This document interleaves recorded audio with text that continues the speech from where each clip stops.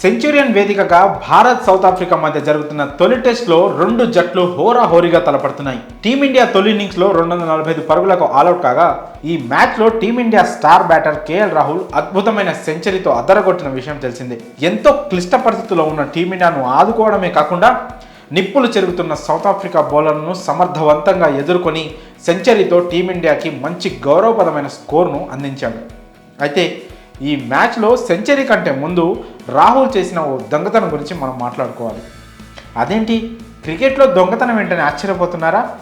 ఒక రకంగా రాహుల్ చేసింది అలాంటిదే మరి. ఎంతో చాకచక్యంగా సౌత్ ఆఫ్రికా నుంచి బైస్ రూపంలో ఒక రన్ను దొంగిలించాడు రాహుల్. ఈ మూమెంట్ను చాలామంది క్రికెట్ అభిమానులు సైతం గుర్తించి ఉండకపోవచ్చు. అదేంటంటే కేఎల్ రాహుల్ సెంచరీకి 5 పరుగుల దూరంలో ఉన్న సమయంలో 66వ ఓవర్ తొలి బంతికే మొహమ్మద్ సిరాజ్ 9వ వికెట్గా వెనుదిరిగాడు.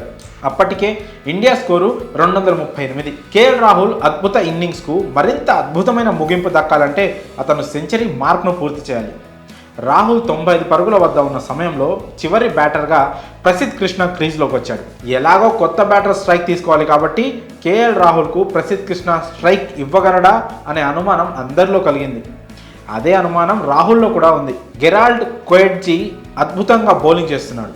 అప్పటికే ఆ ఓవర్ తొలి బంతికి సిరాజ్ను అవుట్ చేశాడు.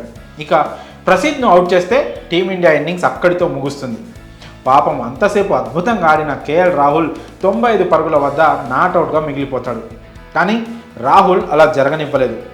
ప్రసిద్ధ్ కోయెట్జీని ఎదుర్కోవడానికి ఇబ్బంది పడుతూనే ఓ 2 బంతులు ఆడాడు. అయితే ప్రసిద్ధ్ బాల్ని టచ్ చేయడులే అని ధీమాలో ఉన్న south Africa wicket keeper Kyle తాపీగా బాల్ను తీసుకొని నాన్ స్ట్రైకర్లో ఉన్న రాహుల్ను చూడకుండా బాల్ను స్లిప్లో నిల్చున్న ఫీల్డర్కు ఇస్తున్నాడు.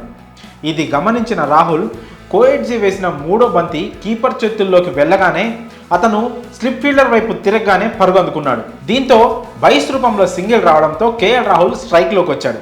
ఆ తర్వాత 6తో తన సెంచరీ పూర్తి చేసుకున్నాడు. ఇలా ఎంతో తెలివిగా ఆలోచించి సౌత్ ఆఫ్రికా వికెట్ కీపర్ అలసత్వాన్ని ఆసరాగా చేసుకొని సింగిల్ దొంగిలించి సెంచరీ పూర్తి చేసుకున్నాడు. ఇందుకు ప్రసిద్ధ్ కృష్ణ సైతం బాగానే సహకరించాడు. మరి కేఎల్ రాహుల్ తెలివిగా ఆలోచించి సింగిల్ దొంగలించడంపై మీ అభిప్రాయాలను కామెంట్స్ రూపంలో తెలియజేయండి.